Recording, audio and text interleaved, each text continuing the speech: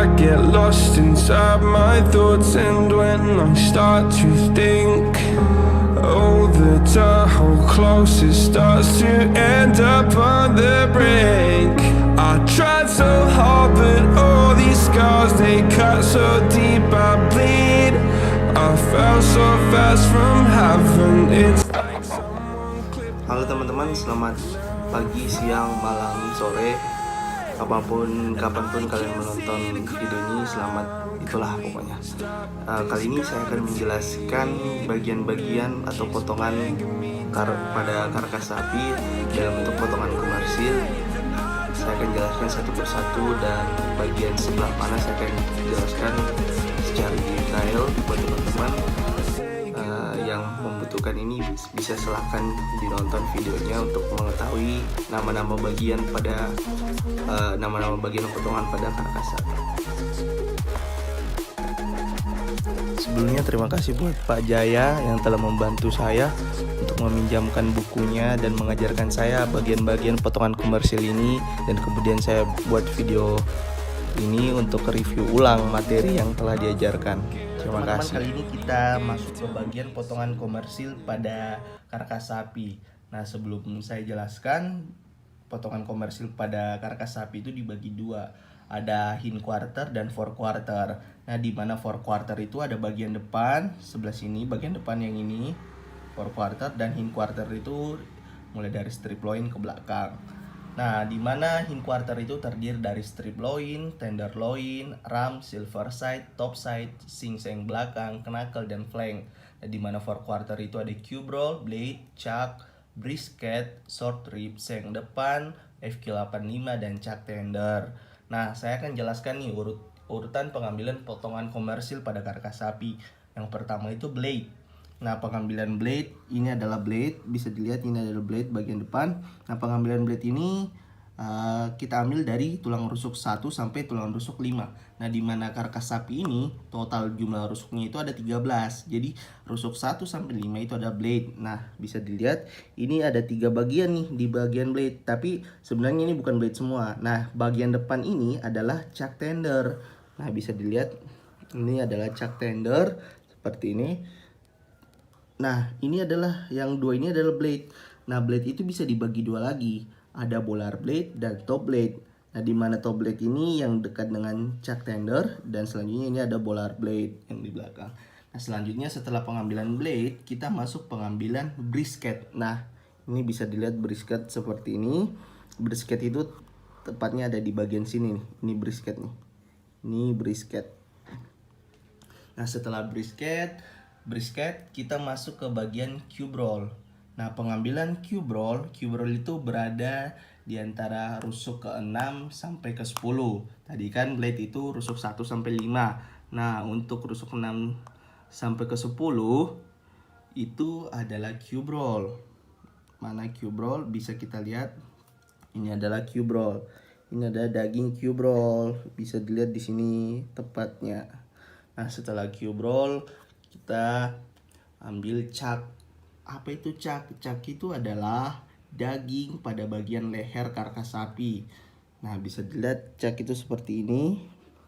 Chuck tempatnya ada di sini, di bagian leher pada karkas sapi. Nah, selanjutnya setelah pengambilan chuck kita masuk ke bagian belakang nih. Bagian belakang kita pengambilan paling pertama itu pengambilan tenderloin. Tenderloin itu ada di bagian dalam. Nah, ini bisa dilihat tenderloin. Tenderloinnya daging khas, daging yang paling spesial di karkas sapi.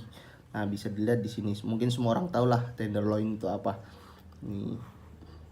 Setelah pengambilan tenderloin, selanjutnya kita masuk ke bagian ram. Nah, ram itu ada di bagian sini, bagian luar. Nah, bisa dilihat ini ram, karkas ram. Nah, setelah ram, ini kan bagian karkas luar nih, bagian ram. Nah, setelah ram kita masuk ke strip loin. Strip loin itu di bagian ini, bagian depan. Jadi ram sama strip loin ini nyatu. Ini nyatu. Jadi bedanya itu strip loin itu kita ambil dari 3 rib terakhir. Tadi kan sampai rib 6. Nah, 3 rib terakhir ini 1, 2, 3. Jadi mulai dari sini strip loin kita ambil sampai ke tulang sini di belakang nih. Jadi ini strip loin di sini. Nah, oke, lanjut lagi ke ini.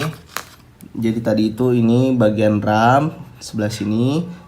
Setelah pengambilan bagian ram, kita pengambilan bagian strip loin yang ini.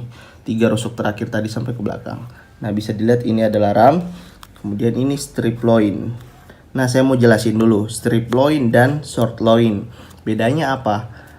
Kalau strip loin adalah hanya pengambilan bagian dagingnya saja, bagian luar seperti ini. Tapi ketika konsumen meminta bagian potongan short loin, berarti short loin ini bersama tulang-tulangnya. Jadi dia ambil tulang juga di sini dan bagian strip loinnya juga di luar nih. Jadi dia ambil sama tulangnya. Nah, di bagian short loin ini tenderloinnya juga ikut, tapi di bagian depan nih, bagian depan nih. Jadi di sini di short loin itu ada ini juga ada tenderloinnya, seperti itu bedanya ya. Jadi ini sebenarnya sama strip loin, tapi ini ketika konsumen meminta potongan short loin berarti sama tulangnya, berarti di sini tenderloinnya juga ikut. Tapi ketika konsumen meminta strip loin berarti cuma bagian luarnya saja, tidak ikut tulangnya, cuma bagian ininya saja, bagian dagingnya. Nah, setelah pengambilan strip loin, kita lanjut lagi pengambilan top side. Mana top side? Kita bisa lihat ini. Top side itu berada di bagian dalam karkas sapi. Akan kita bisa lihat nih, ini bagian luar, ini bagian dalam. Top side itu berada di bagian dalam. Nah, ini bisa dilihat top side seperti apa. Ini top side. Top side. Nah, selanjutnya setelah top side, pengambilan silver side. Nah, top side ini bagian dalam nih yang saya bilang tadi. Selanjutnya pengambilan silver side. Di mana silver side? Ini bisa lihat silver side itu ada di sini bagian luarnya top side. Top side kan di bagian dalam, luarnya silver side. Nah, di tengah-tengahnya ini ada knuckle.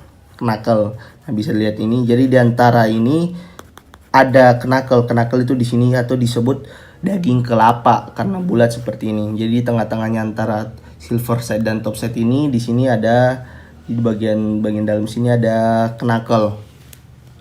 Nah, selanjutnya bagian knuckle. Setelah pengambilan bagian knuckle, yang terakhir itu pengambilan ini singseng belakang nih. Ini bisa dilihat ya, singseng belakang. Nih, singseng belakang ada di sini, singseng depan ada di sini.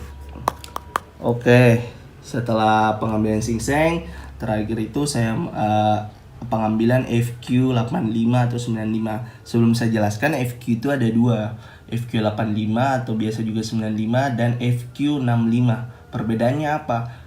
Kalau FQ85 itu cuma daging tok, tapi kalau FQ65 itu banyak lemaknya, tergantung permintaan lagi. Nah, FQ85 ini diambil dari mana? FQ85 itu adalah sisa-sisa daging dari daging penutup seperti penutupnya cube roll, dari lantuna atau daging penutupnya jeroan. Terus diambil dari flank juga yang di atasnya brisket. Nah, di sini tuh ada, ini kan brisket nih. Di sini ada flank di sini, bagian flank. Nah, ini daging-daging sini bisa dimasukin ke dalam FQ85 seperti itu. Untuk potongan komersil pada daging sapi saya kira cukup. Mungkin nanti di part selanjutnya saya akan menjelaskan bagian-bagian tulang. Mungkin sekian dulu dari saya. Terima kasih. Itu dia teman-teman video dari saya. Jika ada yang keliru atau salah, mohon maaf. Mungkin bisa dikasih kritik dan saran aja di kolom komentar. Terima kasih. I tried so hard, but all these scars, they cut so deep, I bleed.